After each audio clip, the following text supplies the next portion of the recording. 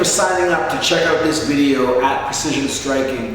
What I plan to do in this video is give you some of my insights as to what are the biggest mistakes that beginners make in the gym that stall their progress. Another way you could look at it is what are the types of mistakes that people whose progress has stalled even after a couple of years in the gym, what sort of mistakes are they making? It almost seems like after about 6 months to a year, you can see two groups of people. Those who go on and are constantly improving, they get involved in sparring and fights, and those who are kind of stalled in this training mode of really not improving that much. Now it might be more of a conscious decision that somebody doesn't want to move into the sparring or the fight aspect. But if you find that your progress is stalling, I think that working through some of the talking points that I'm going to discuss and doing the drills is really going to help elevate your boxing. And I think it's going to put you in that more elite group, at least in terms of the way I break it out. If you are sparring, if you are fighting, these concepts, applying them in your training are really going to help your boxing so that you are not really wasting any time in the gym and you're getting the most out of your sparring. Now, with this video, you've also signed up for a newsletter, a set of newsletters that will be coming to you. In these newsletters, I'm going to have short tips written out on sparring and short video clips in there to break out exactly drills and ideas that are going to help you with your boxing. And of course, this can also help with your striking if you're in Thai boxing, MMA, or kickboxing. I think that the biggest limitation for a lot of people is not the techniques, it's not even the tactics, it's the mentality, it's applying concepts to your training to either hone the mentality that you already have and need to hone so that you can get the best out of yourself, or to activate that side of your mind and side of your thinking so that you can have more success in your sparring and in your fights. And again, I think most of these concepts will apply to any martial art or combat sport. And we're going to go through some of them right now. I've got about 5 or 6 of them talking points. Some of them are purely conceptual, and some of them have drills that you can apply in training, and some of them are sort of a combination of taking what you know now and applying these concepts while you're working in the gym. Anybody who signs up or anybody who joins a gym or wants to learn boxing is going to learn the jab. They're going to learn the right hand. They're going to learn the left hook. You're going to learn blocks. You're going to learn, if you're in, let's say, BJJ, you're going to learn positions. You're going to learn submissions. But in order to get yourself to the next level, these are some critical concepts, and we're going to go over them right now. The biggest mistake that I see, number one in the gym, is practitioners not taking responsibility and ownership of the details of their technique. Either they're not taking full ownership and being aware of it, or they just haven't taken the time to be aware of what they're doing. In your training, you need to dedicate a significant amount to conditioning. You need to dedicate a significant amount to speed and power. But a portion of your training, especially in the early stages, has to be focused on technique. It's very common to see somebody in the gym 5 to 6 months in and still dropping the right hand when they throw that jab, or still throwing that right hand and letting this left hand come down like this. It's very common to see people 5 to 6 months in throwing an uppercut and just sort of shoving up there, not turning, not bending the knees, not rotating the body. Now, of course, good technique is taught from your coach and is corrected by your coach. But once you've been taught the techniques and have established what the corrections are, what they need to be, it's up to you to internalize those, remember them, so that you can use them for your own boxing. Now let's go over really the most fundamental things that you have to look out for in boxing. Of course, in this one short video, I can't correct everything about your jab or your left hook or whatever, but we can go over a few key things that you could say encompasses about 80% of your boxing with regards to offense. Number one, Your body needs to be upright in most of your positions. Whenever you're doing anything, you have to watch out for leaning, leaning, leaning, unless you are intentionally slipping. Imagine from your head, the point of your head through your tailbone is a pole going straight down. And when you're in your boxing position, you are upright and you're balanced upright. Now, most people are going to do well with this, but you also have to be aware of how that position changes when you move. And so this is where I think video helps and being aware of yourself helps. Work through it slow. So let's say I'm in my stance and I'm shadowboxing. I'm going to spend some time, maybe one round a week, it doesn't even have to be too much, feeling my center and checking my balance. So here I go.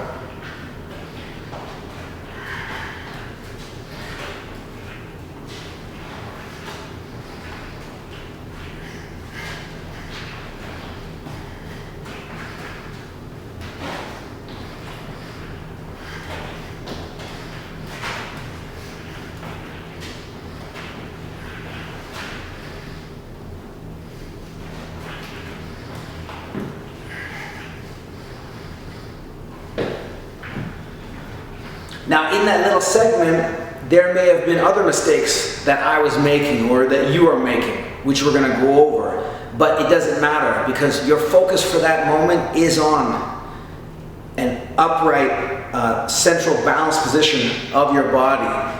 There were some cases where I'm intentionally slipping, dropping my weight to turn. But for the most part, the balance from my top of my head to my tailbone was straight up. And this is how you have to focus on your balance to make sure that wherever you're moving, whatever you're doing, that you're able to remain in that position. The reason why, when opportunities come for you to counterattack in sparring, let's say you block, if you're off balance, it's going to be slow coming back. If you miss a punch and you're off balance, you're not going to be able to get off that next shot. A good upright balance position is always key to your boxing. It comes from your training, of course, but you have to spend some time being aware of it. If you're not aware of it, you won't know to fix it.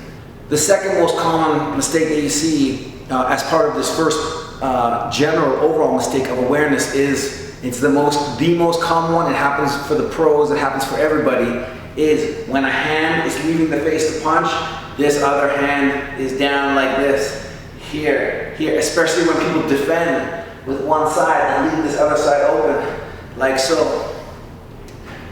I've talked about this in some of my other beginner videos. The way to correct this is you have to feel that hand on your face. Once you feel it there, you don't have to look. You don't even have to use a mirror. You just know that it's there. You can even take it to another level by feeling the back of your tricep touching your ribs on the front of your body. So here I am. I don't even need to move around.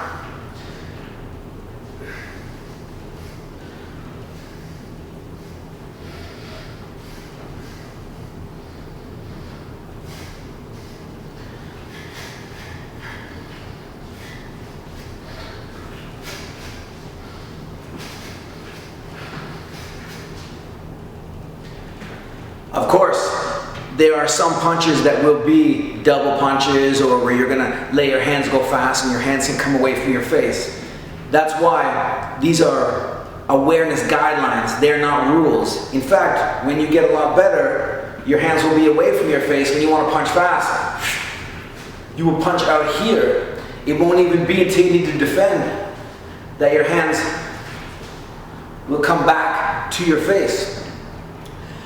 But in order to get to that point, you need to build a foundation, and that is the right position so you're not getting tagged with punches, so that your punches are delivering from the right spot, not down here, not up here, that they're right here, so that you're in the most protected position possible, which is when one hand leaves, there are already openings. This hand has to be protecting you. Of course, you need to think about position, which is what we talk about with balance, and this other hand while you're punching. It's not just enough to be here. Chin down, knees bent, arm extended. Again, This is not a technique video. Your coach is going to teach you the techniques. And this is not the problem. The problem is the separation between the person who learns the technique once or twice, memorizes everything, works on the details, and then somebody who just thinks, oh, I got it. I'm going to just throw it and train it, and my coach will correct me depending on their coach, or just kind of letting it slide and really achieving a certain level and not going anywhere above that skill-wise or ability-wise. Because boxing, it is skill. It is precise motions that are skilled, trained motions. So it's important to be fit, important to be in shape, but it's also important that the delivery of these techniques comes out correct and that all the positions come out correct so that you have, I would say, the best experience. You were able to block shots, you were able to counterpunch, you were able to set up your offense, you were able to set up your offense and move and do all the things that you need to do. Part of it that we just talked about is balance, and the other part about it is hand position, the punching arm and the other arm. Take what you're learning from your coach, take what you're learning, spend time in the gym to work on that alone, being aware of your technique and being aware of your body. Okay, the third mistake within this first general mistake is foot rotation, hip rotation, shoulder rotation. Once you understand the full motion of the punch, your body automatically connects for you to shorten it up to get the speed, which is another thing that we're going to talk about. But when it comes time to throwing a full out shot, you will need to rotate your body. It depends whether you're going for compound punches, a combination, or whether you're just going for a single technique. For the general idea of a precise technique, the hip rotation, foot rotation, and shoulder rotation all have to take place. And there's a simple drill that you can work for that. Aside from just your regular shadow box. I'm here. I'm going to pivot 1 foot at a time. I'm square.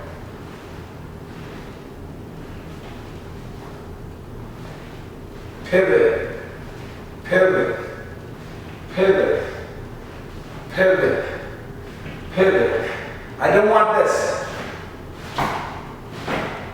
I mean, there are ways where you can use both feet. We're not getting to that in this video. Working on pivot, pivot, any punch you want. Hook, uppercut, hook, straight, straight. Even sometimes you can throw a straight punch with a pivot. Often you don't with a jab because you step. Straight, uppercut, uppercut. I put this foot down, I pivot. I pivot. It's very common to see this. Or that's another very common mistake you see with the body. Not pivoting the foot, not pivoting the lower body. Like I said, when you get better, you don't have to pivot on every punch. The pivot guides your hips, guides your shoulders. If your foot is in a good position and you need to get the punch off quick, you can throw just with the shoulders and just with the hips and still get a really good punch. But for the beginner, not having the right pivot and right rotation is going to hold you back. When you get more experienced and you know what your body can do on a full motion, you can cut little corners of motion here for other benefits, such as speed, faster hands, or faster combinations. You know why you're doing it. And at the same time, if you wanted a full power punch, you would go back to foot rotation, hip rotation, and everything that's in there. The difference between the beginner and the advanced boxer is that the advanced boxer is in control of what they want to do. They can do short, quick punches with short motions that aren't necessarily textbook, but then they can also perform the textbook technique, full rotation, with full speed in the heat of the moment. The beginner, when the speed hits, when the pressure hits, it all breaks down. They don't have control. And so this is the difference. It's not about whether somebody's doing this or somebody's doing that. It's whether they are in control and able to do it when they want to. So we talked about techniques, position, and being aware. Really the major mistake is not taking ownership of your techniques, not taking control of your boxing and being aware. You have to spend some time being fully aware of your body, of your motions, of your techniques, Go slowly to do that, and then you can build up speed, but you have to have your mind on what you're doing. You can break them out separately like I spoke about, or you can put it all together and try to think and feel your whole body in one. But the next thing that we're going to talk about, which is again, like one of the top mistakes that I see people make in the gym, who their progress is stagnated. They're not getting to that next level. They're struggling in sparring. They're struggling against the elite group, or maybe they're new and they want their progress to be faster. Is that you have to work on your defense as much as your offense. Because boxing is, in reality, when you are actually boxing with someone, it is about 50% defense. If somebody is 50% offense, then you are 50% defense. If you are 50% offense, then it's the same vice versa. You may be 60, they may be 40, they may be 60 against somebody else. The ratio is going to vary within that range, but for the most part, boxing is 50% defense. But you don't see people spending 50% of their time training defense. And the reason why is because defense is harder to make sense of if you don't have somebody throwing techniques at you, throwing punches at you for you to block and catch. Because in traditional boxing gyms, and a lot of boxing gyms today, partner work is not really very common. Partner work is very common in the MMA gyms, in the BJJ gyms, maybe other combat sports, but boxing is pretty much often a solo sport, solo type of sport, where in the gym you're working on your own. So this is why you have to take time to build in your defense into everything you do. Your coach is going to teach you how to catch a jab. You're going to learn how to slip. You're going to learn how to cover. You're going to learn how to block the right hand. You're going to learn how to block the left hook. You're going to learn how to duck. You're going to learn those things. But you have to mix it with your combos and with your shadow boxing, have your mind on it, and that's how it's going to link in. The way to do it, to start slowly and easily, is you visualize somebody throwing a technique at you, you block it with the block that's appropriate, and then you counter with some type of offense. The best part about it is you can choose the technique. You can also think about it like this: whatever combos you like to throw on the bag or in shadow boxing, imagine somebody throwing those combos back at you. So for example, let's say I'm here and I just want to work on jab defense. Well, you throw the jab, I catch it. I catch it. Maybe you throw the jab, I slip it. You throw the jab, I cover. You throw the 1-2, I go. You throw the 2-3, I go. You throw the 2-3, I go. Now, if I'm in my shadow boxing, I'm going to start working counters back. You throw the 1-2, catch cover, boom, boom. You throw the 1-2. You throw the double jab, and I come back with my own combo. Now it doesn't have to be fast. And this is the thing, you go to the boxing gym to get in your workout, and then you have to stop and think, and that slows everything down. But you have to put in that thinking work early in the beginning in order to be fast later, and so that when you go into sparring and in your fights, these moves are automatically there for you when the pressure is really on. If you've just been working offense, or you've been 90% offense, your defense is not going to be there for you, and when you get hit, everything's going to start to shut down. When you have a sparring experience or a fight experience, now you have mental movies that you can work with. So don't forget them. You imagine that person that came at you with the 1-2-3. You imagine that person who came at you with the uppercut, double jab. You imagine that person who attacked you to the body. So once you have these mental movies, you start thinking about your defense. Defense isn't as great of a workout as offense, but you have to spend this thinking time to develop yourself and develop your skills so that you can perform at a higher level. Easiest way to do that is think of a combo that you like, and you imagine somebody throwing that combo on you. You defend it and you counter back with that same combo or with a different combo. Soon enough, eventually enough, your defense has to be built in to your offense automatically in everything that you do, so that when you go to spar and then when you go to fight, you're able to execute at the level that you want, because the person in front of you is going to be throwing punches and your defense has to be called upon, and you've only been training at 10%. of your total boxing, it's definitely going to break down. And when your defense breaks down, your offense breaks down. Okay, so we talked about working on defense and how important that is for your boxing overall. Boxing is going to be 50% defense, whether it's through your footwork or through your covering or through your moves or what you do after your offense slipping. Boxing is 50% defense on average.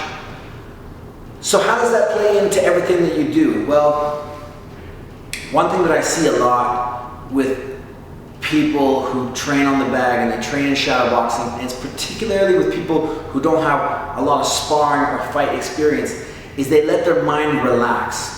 Almost like a sport where the whistle blows and then it's time. Like in hockey or football, the whistle blows, everybody relaxes.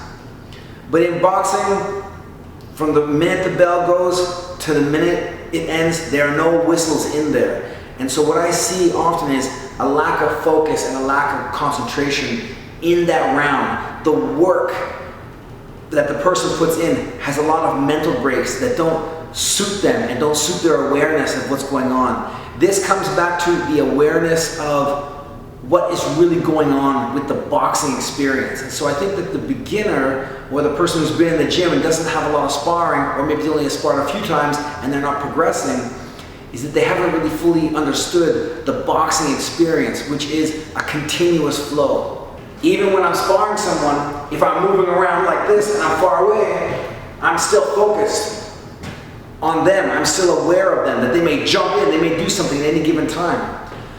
So what you have to do when you're working your shadow boxing, when you're working your bag work, and this is when you're not specifically working on techniques or drills or position, when you're in your natural state, from the moment the bell goes to the moment the second bell goes to end the round, you are entirely focused on what you're doing, as if an opponent could hit you at any time, whether you're in shadow boxing or on the bag. Now this doesn't mean that you're focused, concentrating like solving a math puzzle. It's not like you're entirely occupying your mind to focus on something. It just means that when you're working, you don't go like this. Or and let your mind wander. If you were to be a heavy bag right now and I was to be working with you,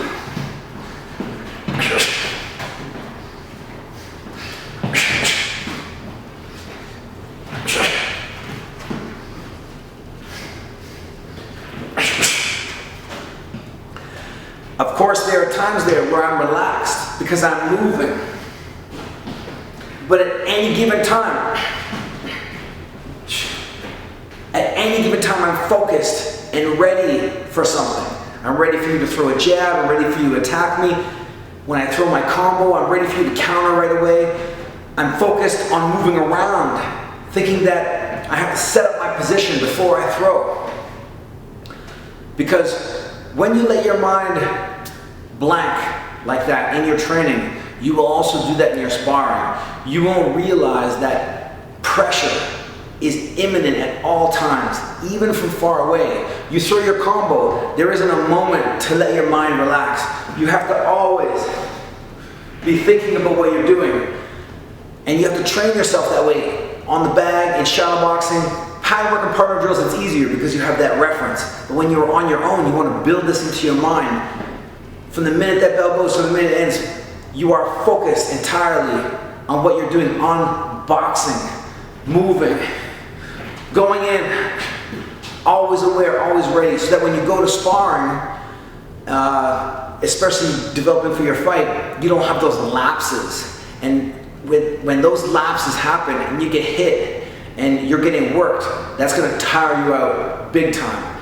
And that when that fatigue strikes you, you're pretty much going to be done. So this is one of the things that you need to do. If you have trouble with it in the beginning, one of the best things that you can do is just do slow motion shadow boxing while you are focused. So for example here,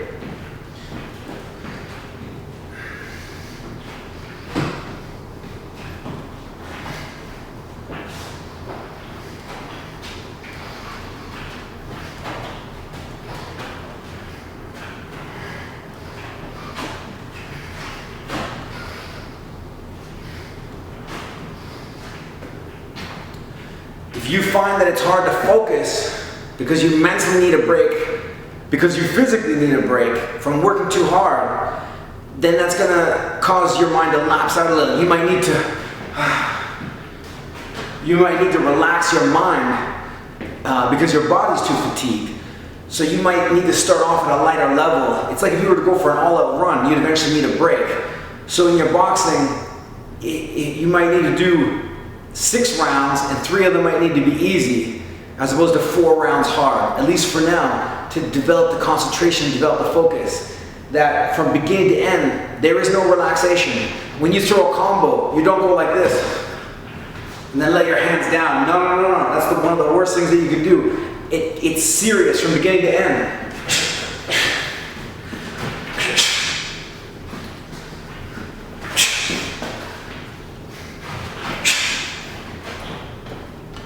You have to be ready for the whole round. Don't let your hands throw the combo and let your hands down like it's over. That's the time when you're gonna get hit. As soon as you throw a combo, that's when somebody wants to come back and hit you. Take every second of that 3-minute round seriously. Have fun, train to enjoy yourself, but you have to be focused seriously. There is no time where you're gonna just let your hands down as if it doesn't count. And once you build that habit into yourself, you won't even think about it anymore. It's just work up front, conceptual, mental work up front. Once you build it in, you will automatically slip, cover, duck, move, pop out. The logic and the flow of boxing will start to be built into you naturally from the habits you create. And like I said in this video, the biggest things that hold people back are mental. They're conceptual, because people who necessarily aren't forced to get to the higher levels through sparring, they don't take the time to apply themselves mentally to do what they need to do to get there. And when they go in and spar 1 or 2 times, they're overwhelmed and they're shocked. And then they come back and they think that maybe it's something technical, like I don't have enough conditioning, or my left hook isn't good enough, or my footwork isn't good enough. And it may be technical, but a lot of these technical problems can be solved by the other things that we're talking about in this video. Working your defense, fixing your techniques, and again, in this sort of state, entire focus throughout the round so you don't have lapses and that you're not getting hit unnecessarily. Next one that I see, it's one of the most common ones that I see, and it is especially at the beginner to intermediate stages, because advanced boxers, people who have been sparring and fighting for a long time, they understand this. But sometimes, even though they understand it, they don't apply it. And that is that people love to train for power, but people don't train for speed. And what I mean by that is, somebody may throw a combo and it may be powerful and it may be fast, but they're not really training for speed. They may be training to throw that powerful combo fast. The reason why people train for power and not speed, in my opinion, is because when you throw with power on the bag and the shadow boxing and in the mitts, it feels good. You feel like as if your punches count. You feel like they matter. You can imagine how good you are if you were to actually hit somebody with those punches.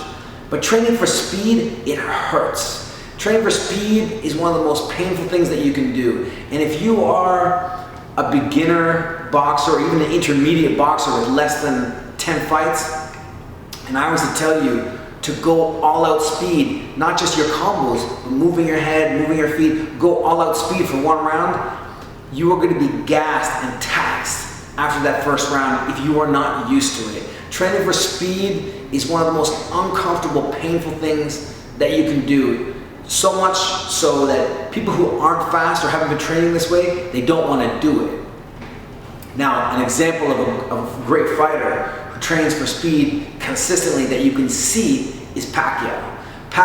Manny Pacquiao, when he's in his sessions, you can see that he trains speed so often that training speed isn't even really uncomfortable for him. His techniques and moves are so efficient. But it's nice if somebody goes like this.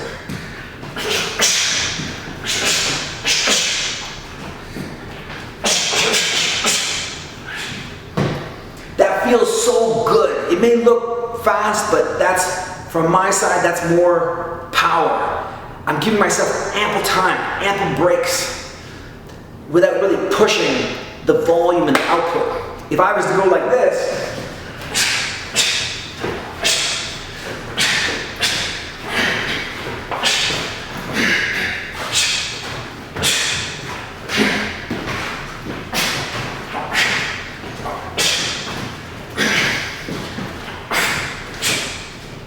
When you're training for speed, or when you're training, you have to spend a significant amount of your time, if you want to get better, training for speed.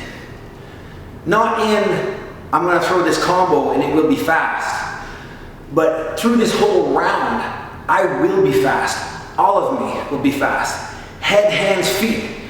My hands will be fast. I'm going to move my head fast. My feet will be fast. I'm going to move. I'm going to turn. I'm going to throw my combos quick. I'm going to get out quick. I'm going to be cagey. I'm going to be untouchable. And this is sort of the mindset that you have to get into as you get better with your training, progressing, is to get into more of a speed-oriented mindset. Now this may conflict with what I was saying earlier about going slow and taking your time with your boxing, but they are separate training mechanisms. You spend time being aware of your technique, being aware of your position. You spend time thinking through defense. You spend time working on focus and continuity, but you don't have to spend all of your time there. If you did 2 or 3 rounds of each, you will develop, and then you can spend 3 rounds just working on speed.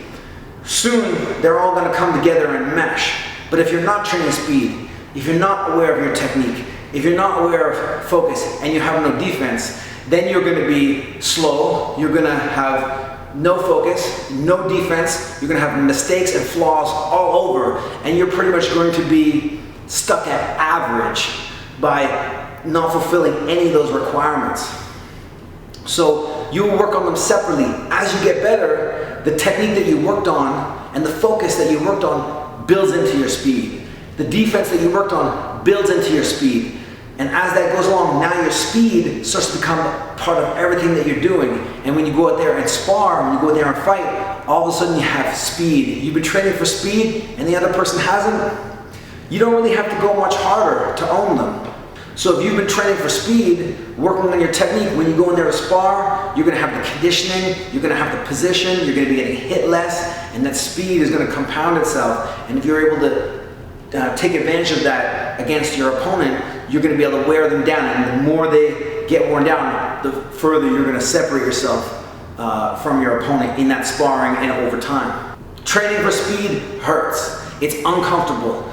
Nobody really likes to do it unless you've been doing it for a while and have built it into you where you're used to it and adjusted to it.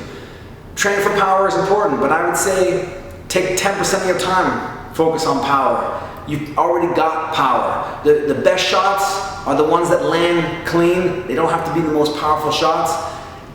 Boxing is not a one-punch knockout type of sport. If you're landing 10, 15 shots around over the rounds with speed, and the other person is fatigued, that's going to add up. And then when you have the opportunity, then you can throw your power shot.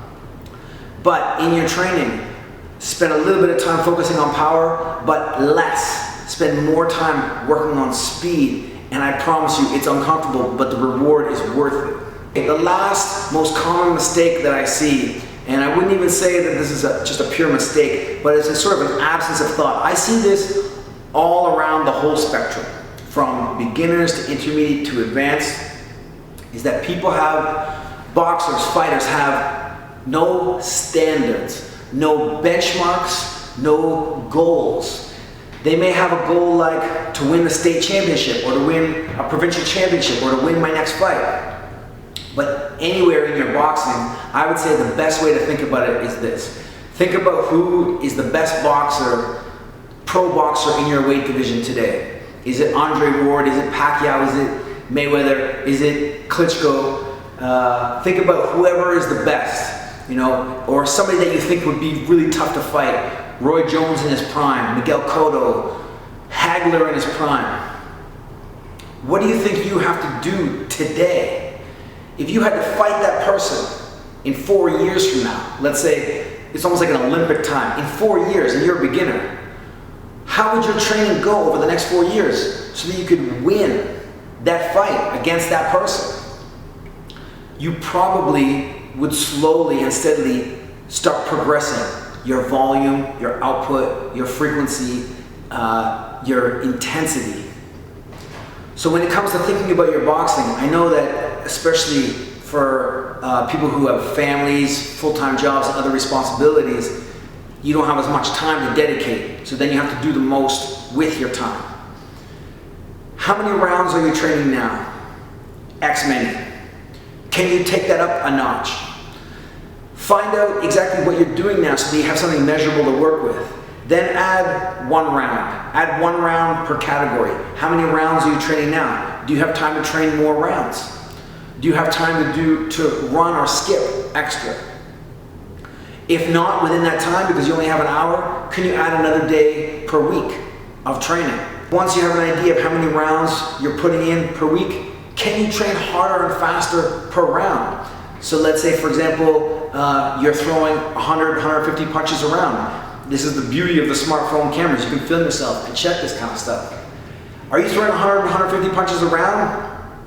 Take it up to 200 punches around. Take it up to 200, okay, you took it up to 200. Are you moving your head? How many times do you move your head per round? I mean, sometimes there's a trade-off between head movement, footwork, and punch output, because somebody could stand in front of the bag. But you can always look at your overall work rate. Punches, head movement, and foot movements around the bag. You'll know when you're picking it up because you're gonna feel it in your body, you're gonna feel it in your lungs, in how your body's feeling fatigued. Think about how many punches you're throwing per round, how much head movement and how much footwork you're doing per round. Take it up a notch. Film yourself.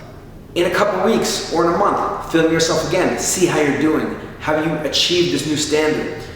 If Pacquiao is throwing 300 punches around with head movement and footwork, can you get to that? And what's it going to take to get to that? I mean, in every sport, we have benchmarks. In sprints, in throwing, in distance, in baseball, there's all kinds of stats, you know, batting average, pitching speed, all these things are calculated. Field percentage, shooting percentage in basketball, a lot of these things are calculated, but in boxing and in training, we have no benchmarks, or we rarely use them.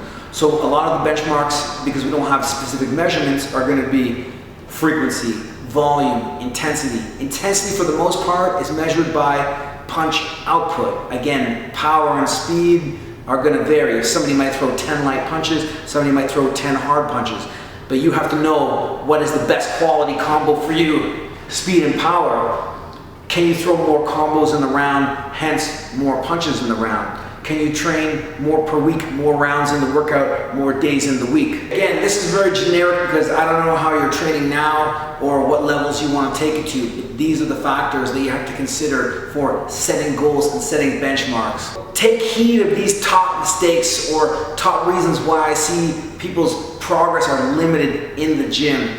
Most of them are mental, most of them are conceptual based and how you're going to apply those concepts to your training. Remember, I have more in-depth videos on my store. Footwork, defense and counterpunching, beginner boxing ebook with an hour and 20-minute video that explains techniques right down to the very detail, audio MP3 workouts, nutrition guide, etc. So take a look at that stuff. Contact me if you have any questions about some of the concepts in this video, and I'll be glad to help you out.